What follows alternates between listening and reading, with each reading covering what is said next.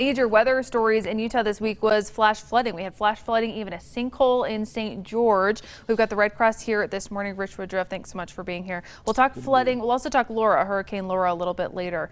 Can we start with flooding, though? What does the Red Cross recommend when those flash floods come into town? Well, in any evacuation scenario, have a kit, make a plan, be informed. So that kind of applies overall. But specifically with flooding, first of all, know the difference between a watch and a warning. A watch means conditions are right for flooding. A warning means there is flooding. It's happening. So it's pretty quick. So you want to be ahead of that. Things that you may not think about, maybe moving patio furniture indoors so water can't catch it, moving valuables up to a higher level. Water, of course, is very important. It might be contaminated. Have bottled water on hand as always. Fill a bathtub with water on an upper level for, toilet. That's a great idea. I hadn't even thought about that. Yeah, things like that. Just have some water ready. Little things you may not think about. Do you have enough gas in the car? Make sure you're not on empty, and make sure you know where your pets are. Just things to be organized and be prepped. Maybe if you've got propane outside, if you live in a rural area, maybe turn that off. There's just quite a checklist you want to go through to do what you can to mitigate that situation. I understand you guys have an app to kind of help with that checklist. We do. We have an app for that. It's at your fingertips. And what's cool about it, in real time, you can get updates through the Weather Service. There's a I'm Safe feature.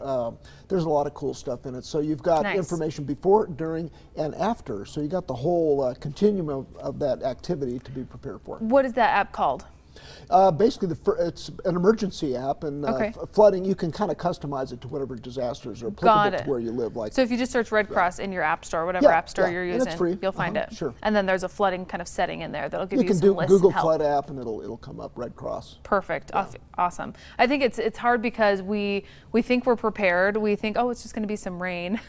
You know what I mean? And then what happened in St. George? We have all of this rain come through, even a sinkhole, and it's so important to be as prepared as possible for every single one of those instances. Yeah, did you know 6 inches of water can move a car? So incredible. Yeah, don't drown, turn around. That's what we say. Right, exactly. Well, and you talked about like your outdoor patio furniture, even something that's plastic can be really dangerous when it's being hurled through water like that. Sure. Yeah, it can be very dangerous. Absolutely. Let's talk Laura. Can we transition to hurricanes now? You guys are on the ground there and prepping for that potential disaster here coming tonight. Can you walk me through those preparations?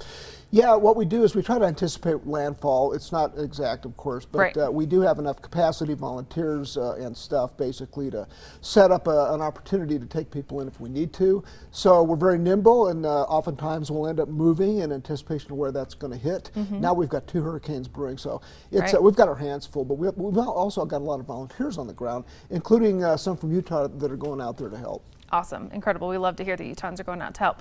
And our response here is obviously different. We're in a pandemic, you know what I mean? We got to keep people physically safe, but also we're trying to make sure that they are healthy as well. Yeah, all the guidelines, we follow them very carefully. You know, historically, if you got large evacuations, you're looking at, congregate sheltering, for example. So, of course, social distancing, face masks, temperature checks. There's all the conditions that we take regardless. Yeah. And so we have to be very careful of that. Got it. Really quickly before we go, if somebody wants to help with Hurricane Laura, how can they do that right now? RedCross.org, thanks for mentioning that. Of course, we always encourage donations. This is made possible by the generosity of donors and, of course, volunteers. Those dollars go far. Yeah. Thanks so much, Rich. I really appreciate Thank it. you. We'll have all of those links on our website, abc4.com/GMU. Brian?